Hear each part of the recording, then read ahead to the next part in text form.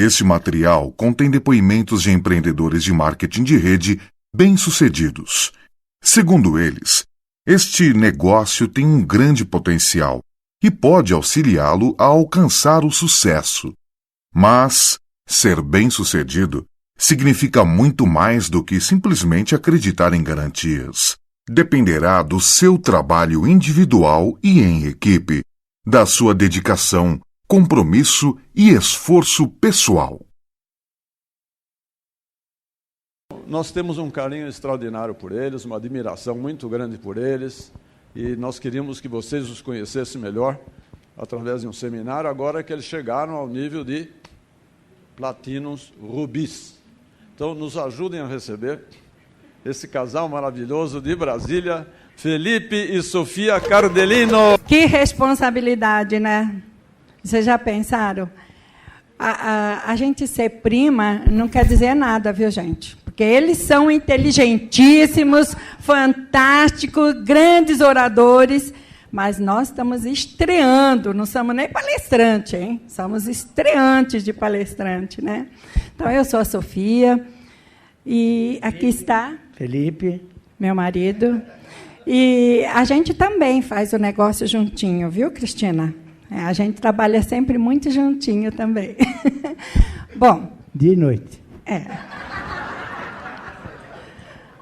Felipe disse que naquela cama tinha que ter celular numa ponta e noutra. Você está aí, bem? Bom, gente, é um orgulho muito grande. Eu quero, em primeiro lugar, agradecer a Deus, né, da gente estar bem de saúde e podermos estar aqui. Nós não temos a pretensão nenhuma de ensinar nada para vocês, porque eu acredito que todos vocês sabem muito bem o que nós vamos falar. A gente só vai repetir para poder clarear um pouquinho e para explicar o que nós estamos fazendo, e não assim com o intuito de ensinar vocês, viu? Mas se a gente falar, façam isso que dá certo, façam, porque nós fizemos e deu, tá bom? Vamos combinar, hein? Tá? Então, eu queria começar agradecendo principalmente esses nossos primos, porque não porque nós estamos aqui hoje que eles nos convidaram, mas porque eles nos convidaram para o negócio. Eles lembraram da gente longe, né, que eles estão. Nós somos paulistas, nós somos paulistanos, nós somos aqui de São Paulo, mas estamos há 30 anos em Brasília. Então, eles lembraram da gente para nos convidar há 17 anos atrás, né, mais ou menos. Então, quando a EMA começou, então eu quero agradecer muito a Deus e a eles de terem lembrado da gente. Porque vocês veem que nós não somos crianças, né? E já trabalhamos muito na vida, mas estamos muito, muito felizes de estar trabalhando no que a gente faz hoje. Eu já fechei meu consultório da parte clínica, hoje eu só dou alguns treinamentos para a empresa, mas estou, assim, maravilhada com esse nosso trabalho, porque o rendimento é muito maior e a gente pode fazer com alegria, que consultório a gente recebe. Eu tinha muita satisfação de trabalhar no meu consultório, com certeza. Só que lá a gente recebe muitas coisas negativas. Quem é que procura um terapeuta? Só quem está, assim, muito angustiado. Então, é só coisa triste. Agora, quando a gente faz com que eles fiquem bem, a gente fica muito feliz, muito agradecida. Mas a vida inteira só ficar assim agradecido, não. A gente tem que trabalhar com alegria, que é mais gostoso. Não é? Vocês estão de acordo? Então, tá bom. Então, tá. Então, você quer? Fala. Deixa que eu vou meu. Hein? Não sei se ele quer que eu me apresente, mas vocês já sabem, né?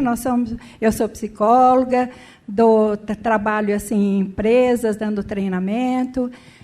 Nós temos 4 filhos maravilhosos, que todos estão no negócio, o Felipe vai falar, e 7 netos também fantásticos, e que 2 delas já estão também no nosso negócio, e estão muito entusiasmadas. E Felipe vai se apresentar também. Bom, Eu, de formação, sou contador, eu tenho diploma de Direito também, de curso superior de Música, que, por sinal, foi um curso que eu comecei com 7 anos. Aos 9 anos, a professora chegou para minha mãe e disse, olha, só está jogando dinheiro fora, pode arrumar outro negócio para ele. Né? E hoje eu sou formado, sou concertista em piano, professor, já desde 1960. Então, isso é bom que a gente saiba, vamos dizer assim, coloque isso nos nossos sentidos de pré-julgamento, né? Saber que as pessoas sempre têm qualidades, não é porque, eventualmente, teve alguns insucessos, né? Mas repete, Fabiana, né? Mas repete, vai, insiste, e aí a gente mostra a qualidade que tem. Bom, eu gostaria de começar contando a nossa história. E gostaria até de pedir a vocês como é que a gente fala? Uma liberdade de falar, não de mim, praticamente, mas de falar do meu pai. E eu vou dizer a razão disso, porque tem muito a ver com o nosso negócio. Eu falei que nós somos paulistas, né? Paulistanos, mas meu pai, ele veio fugido de guerras no país dele, ele era árabe, e minha mãe, filha de espanhóis. E ele veio num navio de carga, vocês imaginam, né? Ele fez a trouxinha dele lá e veio num navio de carga. Quando ele chegou em Santos, roubaram tudo dele, que não era muita coisa, com certeza, mas ele ficou sem nada. E lá ele encontrou um patrício que, vendo a dificuldade dele, porque ele estava com fome, mexia-se no estômago, que estava com fome, um patrício deu de comer a ele e falou assim, olha, eu vou te dar esta laranja e esta moeda.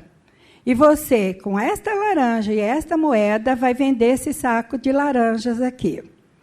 E aí meu pai saiu, e naquela tarde meu pai voltou com o saco sem as laranjas. Sem falar a língua, porque vocês sabem a língua árabe como é difícil, né? Então, sem conhecer, mostrando a laranja e a moeda, meu pai vendeu todos os sacos, as laranjas.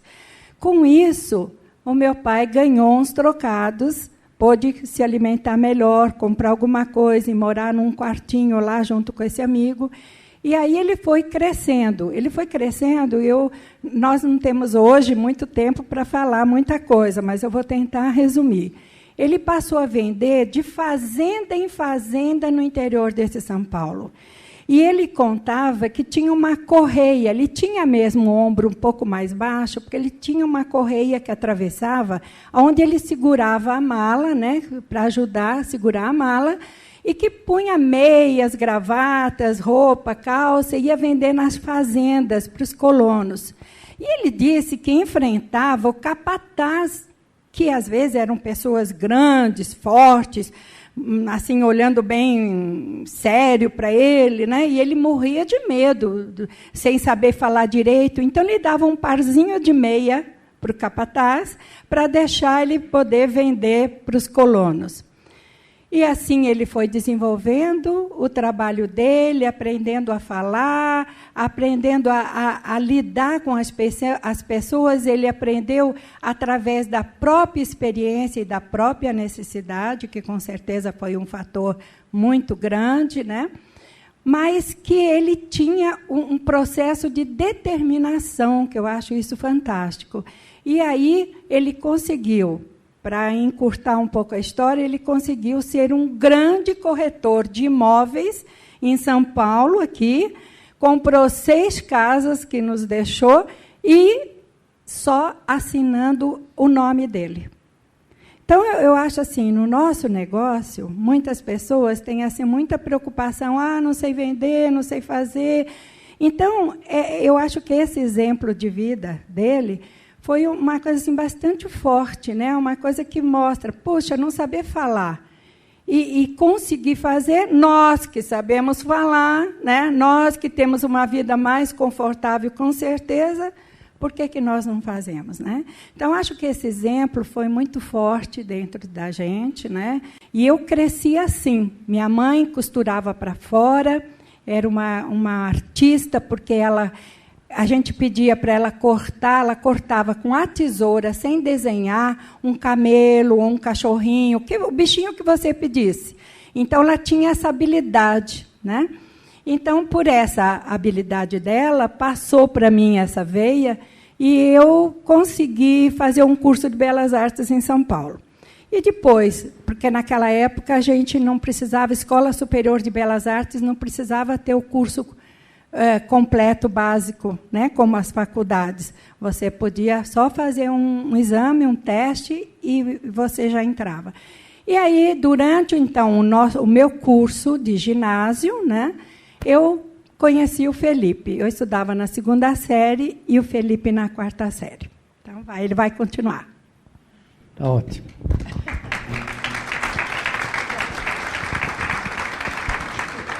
Mas aí, estudávamos juntos e eu dava aula de piano, entre outras coisas, né? Trabalhava com meu pai, nós tínhamos uma indústria de armas. E nessa de dar aula de piano, aconteceu o namoro, do namoro, casamento, etc. Não, mas eu vou contar até agora. Não consigo. Ele chegou para mim, olha, eu tinha 16 anos, naquela época, a minha mãe tinha deixado usar salto Luiz XV. Luiz XV era o mais alto salto que existia na época, né? Então, ele era baixinho e eu assim, ó, né? Com aquele saltão alto. Aí eu falei, mas o que é esse baixinho aí que está querendo comigo, né? Aí nós estudávamos juntos, ele começou a badalar minha turma. E o pai dele, ele veio já de uma vida diferente da minha, né? O pai dele tinha um Oldsmobile, que vocês imaginam aquele carrão enorme, né? Aí é que me dava mais raiva. Quando ele passava com aquele carro e convidava as minhas amigas para passear, aí eu ia assim, ficava louca de raiva, né? Mas que baixinho metido, caramba, né? Aí um dia ele chegou para mim e disse assim, você estuda piano, vendo que não conseguia de outra forma? Olha as habilidades, hein, gente? Você estuda piano? Naquela época a gente estudava piano, a gente era pobre, mas a mãe, mulher principalmente, punha para estudar piano. Então, aliás, a Marlene também é concertista, também estudou junto com o Felipe, hein, gente? Depois nós vamos ver esse concerto aí a 4 mãos.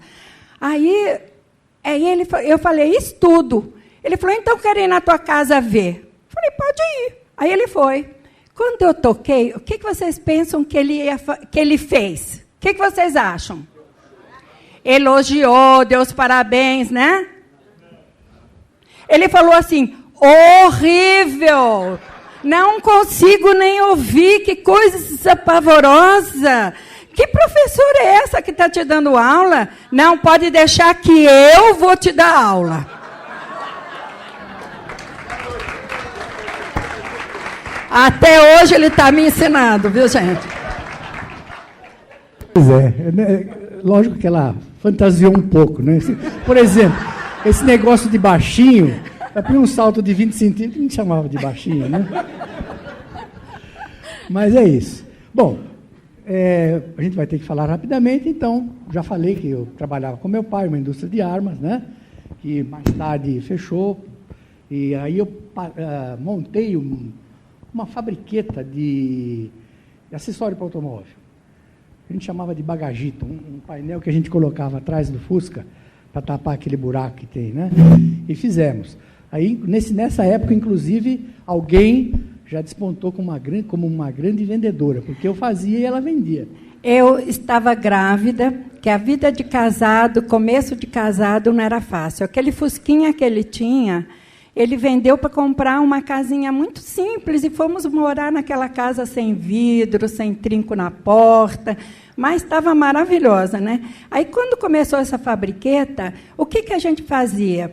Eu saía na rua, porque eu sou mais faladeira, né? Então eu saía na rua para achar, Nota-se, né? Nota-se. achar os compradores para o Bagagito.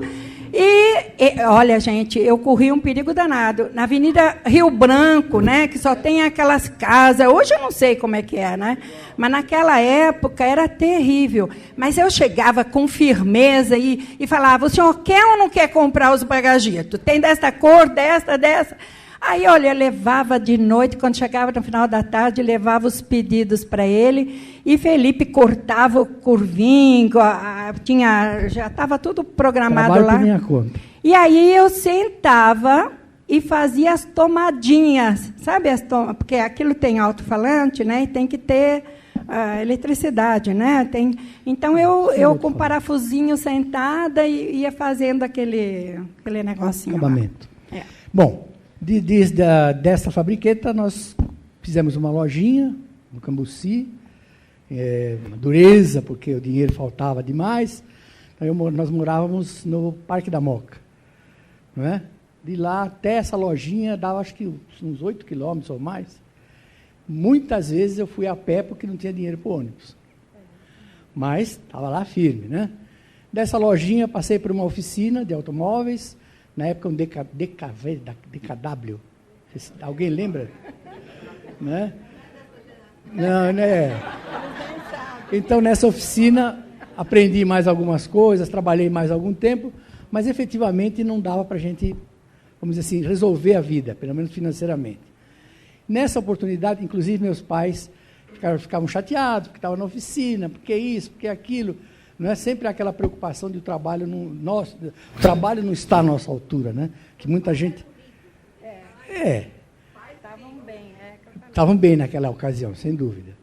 E é aquela história, né? Até, como hoje muitos de nós se preocupam em vender os produtos porque acham que não está no nível da gente, né? Bom, e com isto surgiu uma oportunidade de trabalhar com um padrinho meu, tio Savério, vocês lembram? Ele tinha um escritório de contabilidade. E como eu entendia da área, fui para lá. No começo ele me ofereceu uma meia dúzia de empresas que ele colocou comigo e eu toco andar também, né? Andei muito na vida. Fazia toda aquela estrada de Sapopemba até Vila Carrão, visitando empresas pequenininhas, né? Lojinhas e tal, mas pelo menos deu um equilíbrio financeiro muito bom. E isso a gente levou alguns anos. Daí passei para quê? Surgiu uma oportunidade, meu cunhado, numa ocasião, chegou para mim, olha, está tendo um concurso para fiscal de imposto de renda. O Armando, né? Para fiscal de imposto de renda. Falei, meu filho, o negócio de funcionário público, para mim, esquece. Né? Mas ele falou mais algumas coisas, e um dia fui para o centro e falei, bom, vou lá ver como é que é esse negócio da inscrição, para fazer o concurso. Fui até a Rua Santo Antônio, se não me engano. Chegou lá, uma fila que não tinha mais tamanho. Descia da Rua Santo Antônio até a Avenida 9 de Julho. Eu cheguei, quando chegou no meio da fila, olhei que aquilo ainda estava cumprido e falei, não é para mim, não. Fui embora. Quando eu estou saindo, tinha um escritório de despachante na frente que fazia as inscrições. Paguei lá, não sei quanto, sei lá, 20, alguma coisa, né? E fiz a inscrição. Falei, não sei nem se vai dar certo, porque é capaz de ser pilantragem, né? Mas deu certo. Fiz o concurso, quase 30 mil candidatos, 190 aprovados, e eu consegui passar a esse nível de fiscalização. Chamavam príncipes da República. Né? Maravilha. E com isso eu passei mais um bocado de tempo. Primeiro eu fui nomeado para Santos. Passei 3 anos em Santos, correndo atrás de contrabandista, fazendo um monte de coisas que vocês nem imaginam, visitando boate de madrugada para ver problema. Esse detalhe ele não tinha me contado, hein? Você vê? Né? E, enfim, um trabalho perigoso, tal. Mas durante todo o meu percurso na Receita Federal, hoje, como é que é? Receita do Brasil, né? Sempre ocupei um cargo de alguma coisa. Sempre ocupei uma chefia, ou seja, eu acho que me dei bem. Ou não, né? Talvez eu, se não trabalhasse tanto, ganhava mais dinheiro. Mas, enfim, passei 30 e tantos anos menos, 26 a 29 anos na Receita, e me aposentei porque eu já tinha prazo, já tinha serviço anterior, né? Juntei tudo. Esse trabalho dele fazia viajar demais. Então, ele pouco também criou os filhos, né? Porque viajava muito, muito mesmo. Então, aí, quando foi... isso foi em junho de 68. Fiquei 3 anos em Santos, voltei para São Paulo, porque o delegado de Santos passou a superintendente de São Paulo e me convidou. E 2 meses depois, ou 3 meses depois, me convidaram para ir para Brasília, para implantar um serviço de fiscalização em Brasília. Fui para Brasília por 30 dias. Estou até hoje. Né? Me aposentei em Brasília, me aposentei em 90. Enfim, fizemos a nossa vida lá, levei a família, acabou. Vamos dizer, eu fui, depois foi meu sogro, depois foi meu cunhado, enfim, uma boa parte da família acabou se estabelecendo em Brasília. No começo, iria ficar por esses 30, 45 dias, aí apareceu, logo em janeiro do ano seguinte, uma oportunidade, me convidaram para ficar. Não, você não pode ir embora. Eu falei, olha, depende dos agrados, né? O que eu vou ter aqui? Aí, apartamento, e não sei o que e tal, eu acabei ficando. Muito bem. Deram agrado, né? E me aposentei em novembro de 90, já que acho que já falei isso. Aí nós tivemos uma outra fase de negócios. Começou a chegar... Como delegado da Receita Federal. DAS 4, parece. Delegado da Receita Federal, passei como 8 anos como delegado da Receita Federal em Brasília. É um caso também inédito, porque os delegados ficavam somente 4 anos, e ele ficou 8 anos, né? Foi muito bom. Aliás, ela falou que eu viajava muito, porque depois que eu saí da função de delegado, eu assumi alguma responsabilidade na área de arrecadação. Na oportunidade, estavam desenvolvendo toda a programação de controle dos contribuintes, né? Então, eu ia muito para o Rio, porque o SERPRO basicamente funcionava no Rio. Então, às vezes, 2 vezes por semana ia para o Rio, para definir algumas estratégias, para definir alguma programação. Bom, mas essa foi a vida até aí.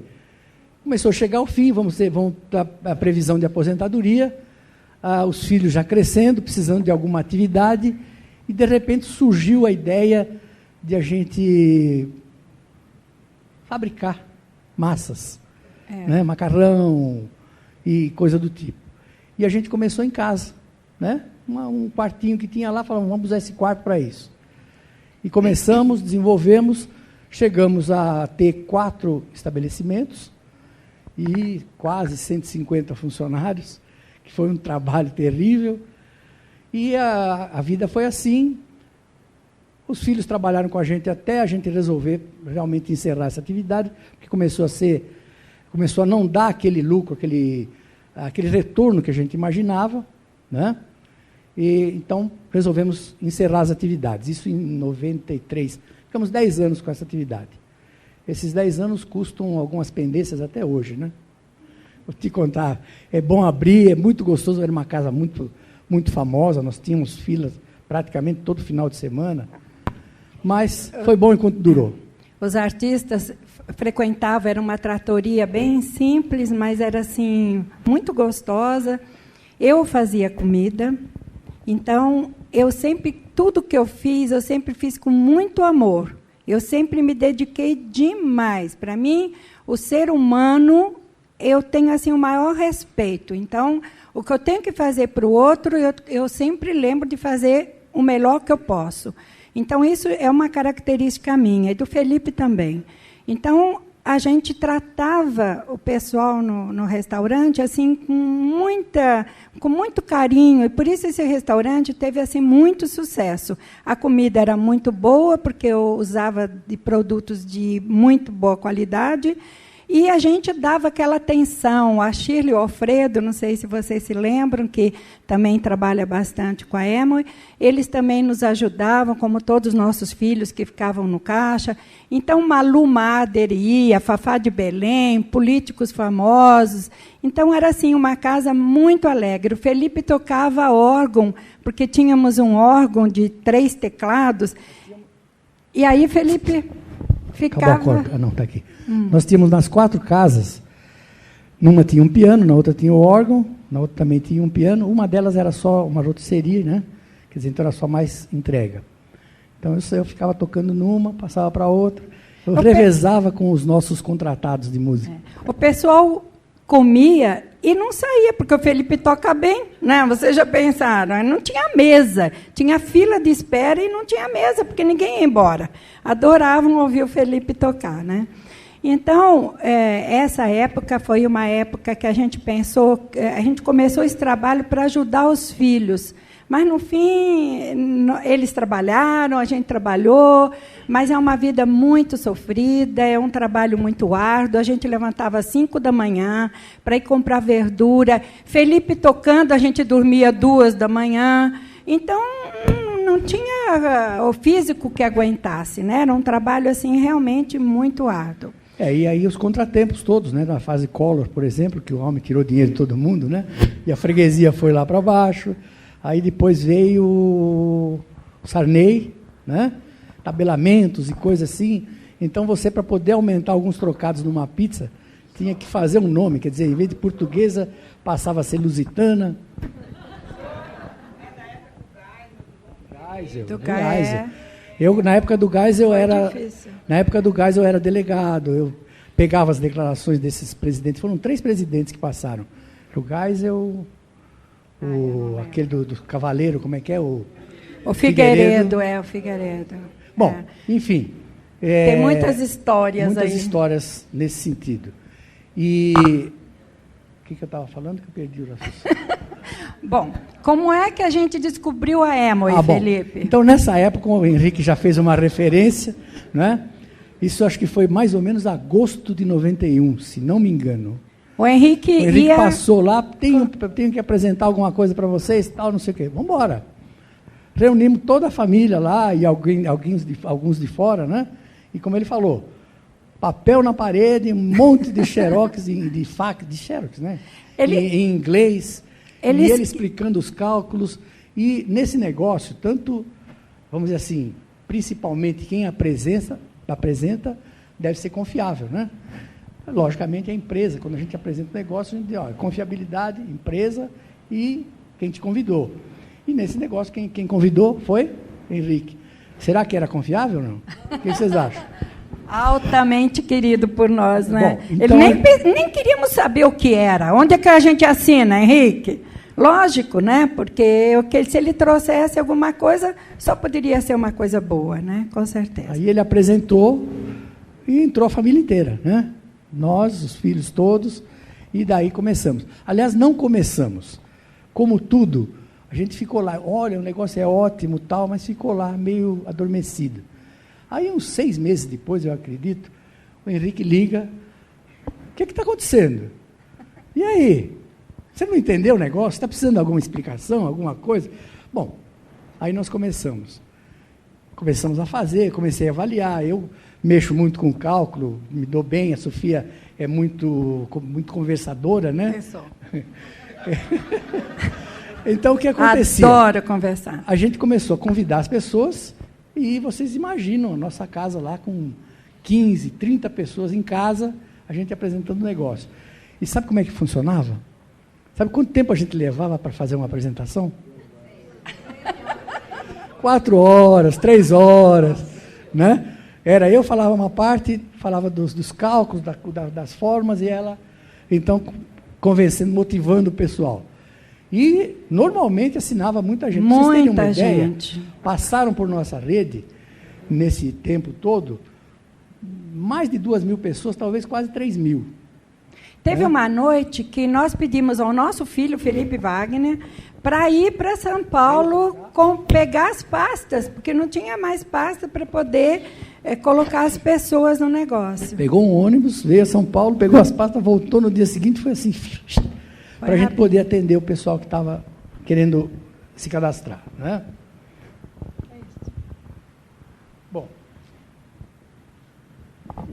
O Henrique, acho que esqueceu uma particularidade. Quando ele levou o papel para colocar, para explicar o plano, ele levou também um catálogo dos Estados Unidos. Ele tinha trazido. Eu fiquei encantadíssima. Vocês imaginam, naquela época não existia nada importado, né? Como hoje, você vê 1000 coisas de importação, mas naquela época não. Então, eu nem ouvi o que o Henrique falou do plano, né? Eu fui ficar olhando um catálogo dessa grossura, com tudo, né, que você possa imaginar que tinha nos Estados Unidos. Papel higiênico, piniquinho para gato. Tinha de tudo, então foi muito interessante. Isso mesmo. Bom, voltando assim, o que eu queria dizer, aí começaram então as nossas aventuras, né? Os primeiros seminários, as primeiras convenções, e nós nunca perdemos. Por sinal, perdemos 2, uma porque eu fiquei doente, estava na convenção, mas infelizmente, em vez de subir para o auditório, fui para o hospital. E uma outra que o nosso carro quebrou logo na saída de Brasília. Das outras, nenhuma mais. Né? E o que acontecia? Nas primeiras convenções, a gente trazia o grupo, porque os grupos eram mais ou menos grandes, então vinham normalmente 2 ônibus de Brasília para cá. E quem eram os, vamos dizer assim, as agências de viagem? Nós mesmos, né? Coordenando o pessoal, juntando aquela turma toda, arrumando a companhia que ia trazer, o ônibus que ia trazer, sempre procurando que ser o mais econômico possível. E vocês não fazem ideia que trabalho que dava isso. De você trazer o ônibus, chegar na hora de sair, às vezes meia-noite, 10h30, 11 horas, e o ônibus não estava lá na porta. Eu falei, mas o que aconteceu com esse ônibus? Aí você anda para cá, anda para lá e não acha. Aí arruma táxi daqui, táxi de lá, outros ônibus que levaram uma parte. No dia seguinte, o que aconteceu? O motorista foi preso. Saiu com o ônibus, foi não sei aonde, arrumou uma encrenca numa boate, prenderam o homem. Aí foi aquela história. Levar para Brasília o pessoal de novo. Tivemos que arrumar outro motorista. Outra ocasião, passamos em Uberlândia. Em Uberlândia, o ônibus parou e para reabastecer outras coisas, e o nosso motorista achou que tinha direito de tomar lá uns conhaques, uns vermutes. Dali para frente, alguém me falou que o ônibus estava meio assim, estava meio esquisito. Toca eu ir lá para junto do motorista e ficar olhando. E realmente o homem estava ruim, né? Errou o caminho, tive que fazer ele voltar. Aí quando nós paramos em Catalão, não sei se alguém conhece, o que eu fiz? Tirei a chave do ônibus, falei, bom, daqui para frente você não dirige mais. Chamei a polícia, aquela história, não fez nada, porque ele vai perder o emprego. Falei, pô, o homem põe em risco 40 vidas e você está preocupado que ele vai perder o emprego. Mas então, coisas desse tipo. Mas a gente sempre tratou e foi em frente e conseguiu. Trouxemos muita gente para as convenções, muita gente que até hoje ainda está por aí. Né? Depois de muito tempo, o que acontece? Conseguimos implantar o nosso DD, primeiro DD. Né? Fizemos aquele primeiro compromisso, 21%, Silver, né? Gold, DD. Aquela viagenzinha até São Roque, sempre no estilo emo e com tudo à nossa disposição, tapete vermelho, as malas somem, você só acha no quarto, presentinho em cima da cama, todas aquelas coisas que quem já viajou pela emo sabe como é que são. E ficamos aí, Founder DD, acho que por uns 10 anos. A DD é distribuidor direto, né, gente? Hoje é o Platinum. Hoje é Platinum, né? Mas nós ficamos realmente muito tempo. Mas, olha, com tudo isso, que nós aproveitamos, vocês não imaginam. Nós conhecemos o Brasil todo. Eu nunca tinha viajado para o exterior. Fomos 2 vezes para a Disney. Na Disney, eu vou contar para vocês que, para mim, foi assim fantástico. A Amway, realmente, quando ela dá um presente, o Felipe falou um tapete vermelho, assim, quando ela dá um presente para a gente, assim, uma viagem, ela realmente dá de qualidade. Vocês puderam ver o hotel que a gente esteve agora há pouco tempo, né?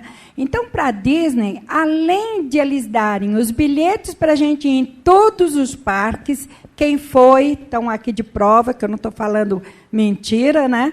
Além disso, ainda deram $300 Disney para a gente comer, passear e tudo mais, que deu até para comprar lembrancinha, tá?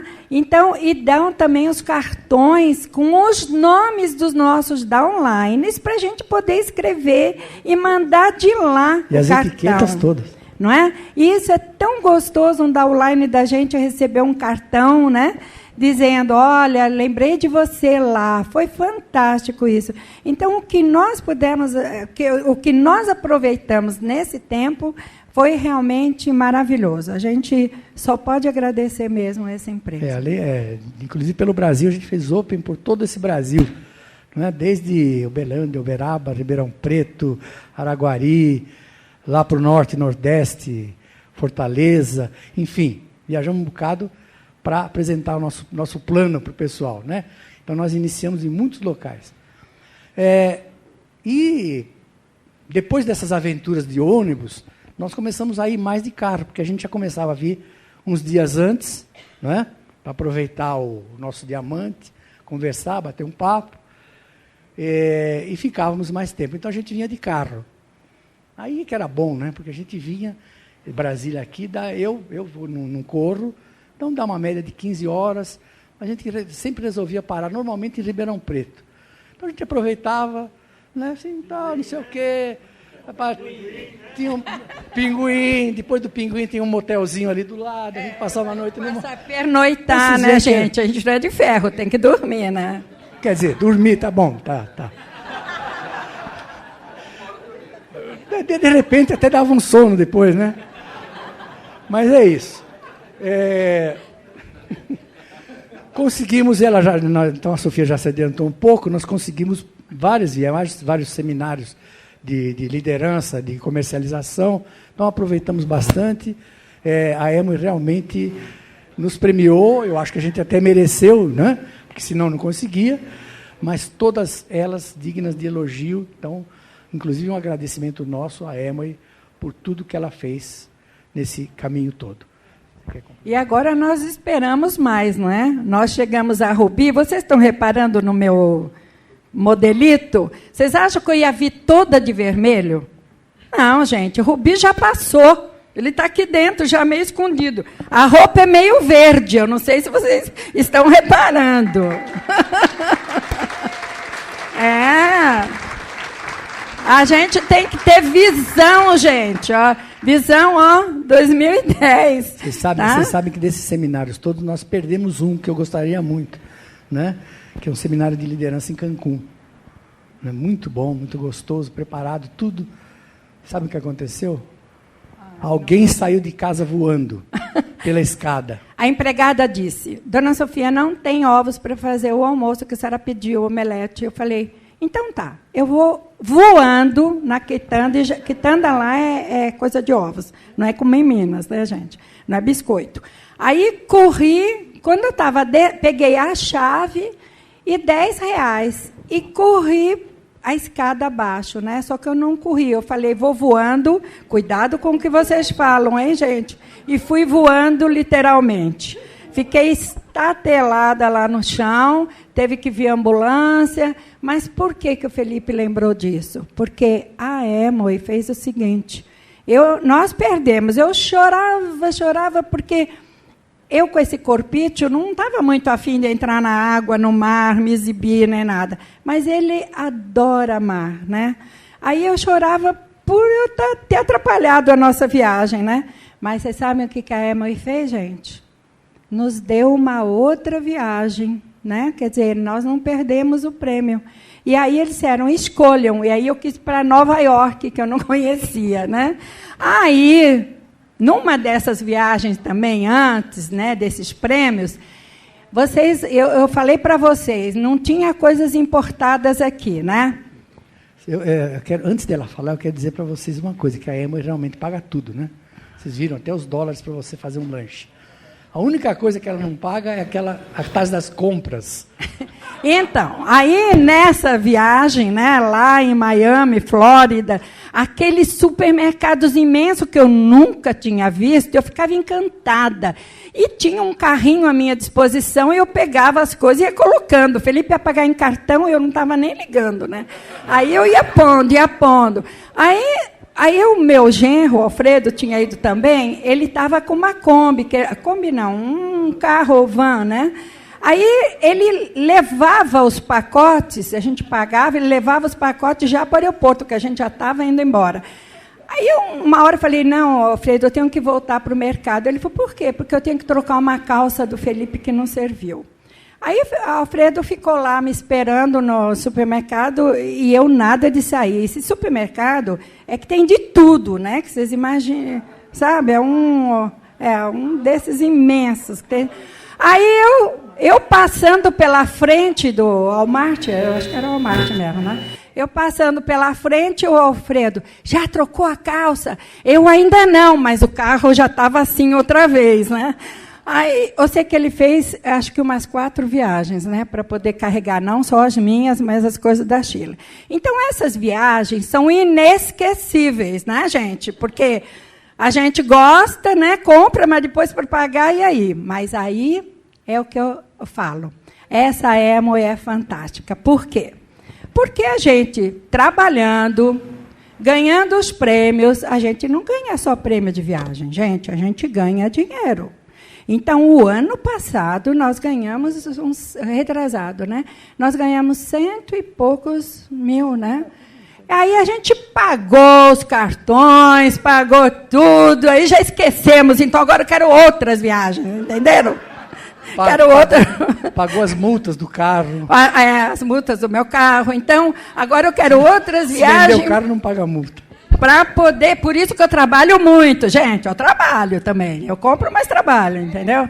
Mereço, né? Então, gente, eu espero que vocês também mereçam e que tenham todo esse sucesso, trabalhem, porque realmente vale a pena. Tá bom, gente? Acho que o nosso tempo é esse. Eu não sei se você quer falar só mais. Dizer mais alguma coisa para vocês a respeito exatamente do trabalho.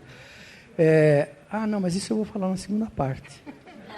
Então, realmente, deixamos esse tempo que vai sobrar agora, nós deixamos para falar no final. Obrigada pela paciência, tá, gente? Um beijão para vocês. Este é o final do programa.